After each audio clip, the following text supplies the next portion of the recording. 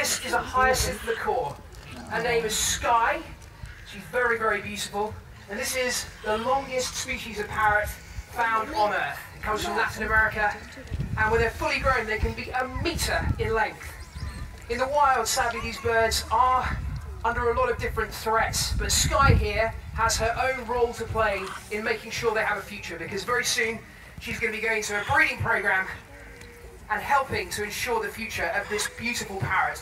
I think she's gorgeous. She has this incredible, intoxicating blue coloration, and I could just sit and look at her all day long. Just one parrot's pretty beautiful.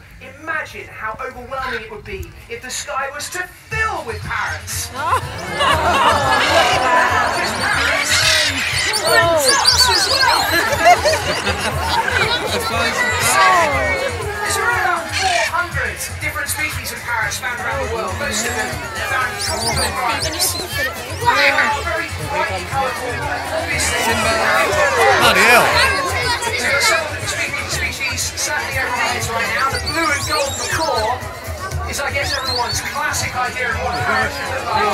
Whereas this little grey, like a buzzing clockwork toy, nearly taking your head off over there, Faye. Make sure you duck next time. These birds are absolutely fascinating, actually. African greys are fabulous mimics, both in the wild and in captivity, when they can learn to replicate an enormous amount of human language and repeat sounds, even quite complex sounds. And they have fantastic longevity as well. Some of these birds can live to be well over 50 years. The record is over 80 years, which for a bird is extraordinary. Here we've still got a lot. We've still got our wonderful white-faced whistling ducks. Probably the most obvious common name you'll ever find in any animal, because they've got white faces and they whistle and they're a duck, so it kind of adds up really. These ones come from Africa and they're heading in now for a perfect landing. Lifting their head, throwing back the wings, and a few flaps. Perfect landing there. So who have we still got airborne? I'm guessing there's going to be some macaws. Yes, scarlet macaws. We have 2 scarlet macaws up here. They're coming in for their last run, I think. And then, maybe one more circuit. They're just going to milk it a little bit more. Loving the attention, loving the chance to fly in our fabulous blue skies here this afternoon. The scarlet macaws are another large species of parrot, quite gregarious and very vocal when they're on the wing. And hopefully now coming into land perfectly. Look at that! A glorious splash of colour. Perfect landing. Yes! I think that's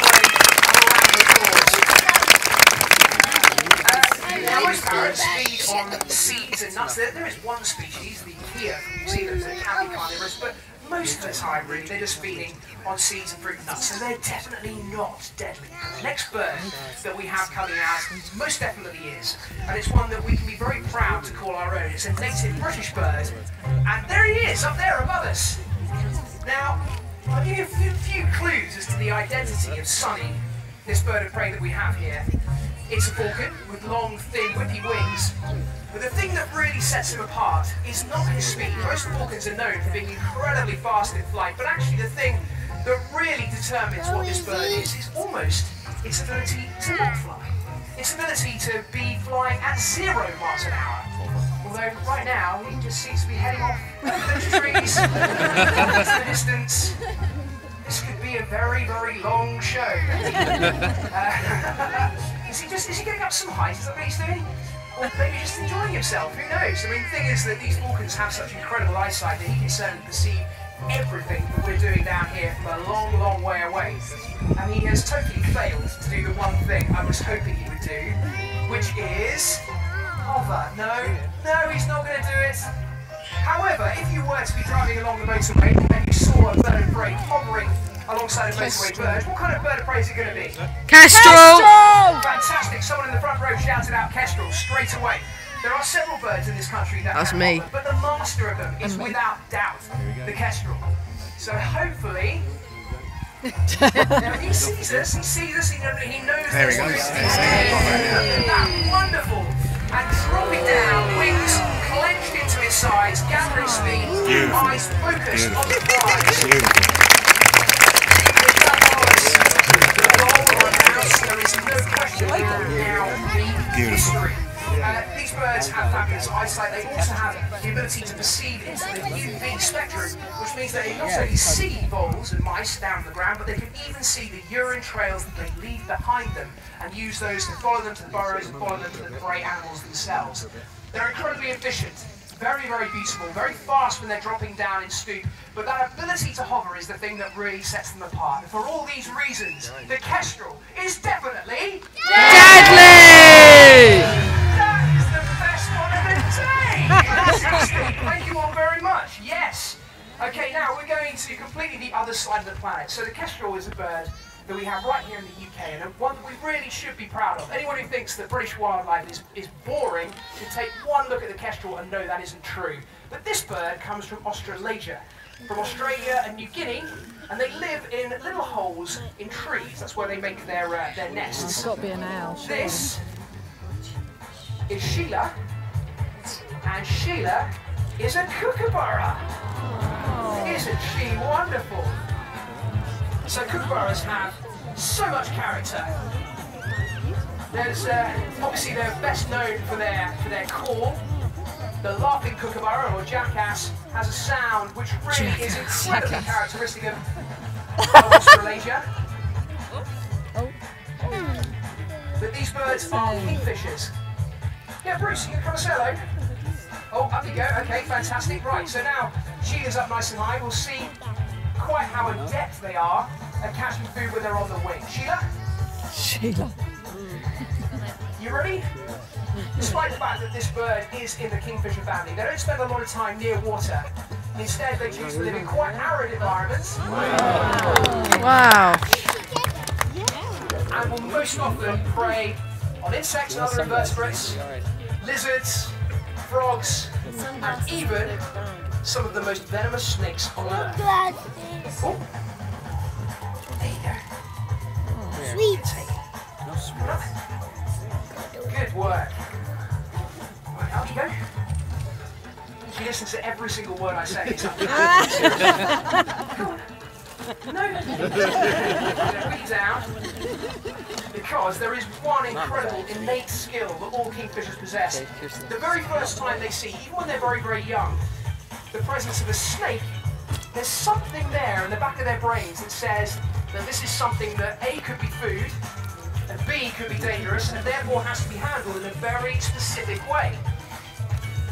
You're just going to aren't you? Oh, now there you go. All right, so the beak has now gone straight for the head. Think about it. If this was a venomous snake, then going for the tail would be the worst possible thing you could do, because the snake would still be able to whip around and let it get a bite on you. And in Australia, there you go. See, look at her, they're whacking the head of that plastic snake on the ground. If this was in the wild, you'd take it to a good solid object like a rock and smash the living daylights out of that snake. And that could be some of the most venomous snakes on earth. Good work, Sheila. You know, we've seen this happen with very, very young kookaburras. Kookaburras that haven't actually had any contact with other kookaburras. Still. There's no doubt this behaviour is innate. It's not something that's learned, it's something that's there in the back of their brains. So the kookaburra, one of the largest species of kingfisher in the world, a bird that can take insects on the wing or manage to incapacitate some of the most venomous snakes on Earth. For all of those reasons, the fabulous laughing kookaburra is undeniably deadly! Yes! Okay, now a little bit of a change of tack. So we've had a super fast falcon, we've had a chattering kookaburra. Now we're going to go for an incredibly elegant, much more lightweight, but still pretty sizable bird. This is Gandalf. Hopefully he's going to emerge any second now. And Gandalf is one of the most beautiful birds that we have here at Whipsnade. He is a great grey owl, obviously named Gandalf the Grey. Great grey owls are found across the northern hemisphere.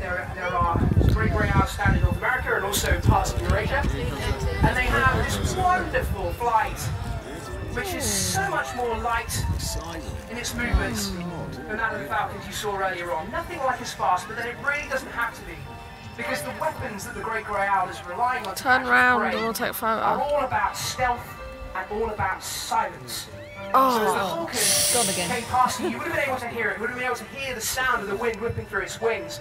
But now if everyone here in the centre keeps nice and quiet, I'm going to show you very, very carefully what the great grey owl has on its side. Running down the leading edge of the wing are special serrated feathers that break up the movement of wind over the wings. And so as they fly in search of their food, it's incredibly quiet. And hopefully when Gandalf takes wing, you won't hear anything at all. We've flown these owls over the most sensitive recording equipment that exists, and it has registered absolutely nothing. That very obviously has the benefit that its prey, things like moles and lemmings, just will never hear him coming. Good work, Gandalf, good work. There you go. Okay, we also have one more great grey owl somewhere at the back. Bilbo! Bilbo! Good lad. So, great grey owls are obviously, visually, they're dominated by that big, broad facial disc. It's the largest facial disc found in any owl. And what you're seeing now is the ability of the owl to look right around, over its own shoulders, behind itself. That's enabled by having twice as many vertebrae in its neck as we human beings do. And the reason they have to do that is that the eyes are so large and tubular in shape that they can't move them around in their sockets like we can. So instead, they have to move their whole head around to try and perceive where prey or potentially predators are. Now look at that. Do you see as the wind blew the feathers back? Quite how much density of feathers there is. Look at that. How little of that is actual owl and how much of it is feathers. And all of that is for insulation. They live in quite cold parts of the world. But it's also more plumage to soften and quieten the movement of wind over its wings.